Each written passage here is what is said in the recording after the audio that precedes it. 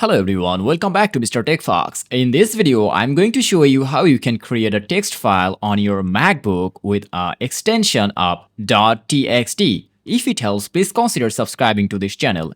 So first of all, normally click on your launchpad and then you have to search on the search bar text edit. And then you will see an app like this. Open the app and then click on this new document. And you will see an empty space to write something here. So normally you have to press on your keyboard right now, Shift, Command and T together. So I'm pressing Shift, Command and T.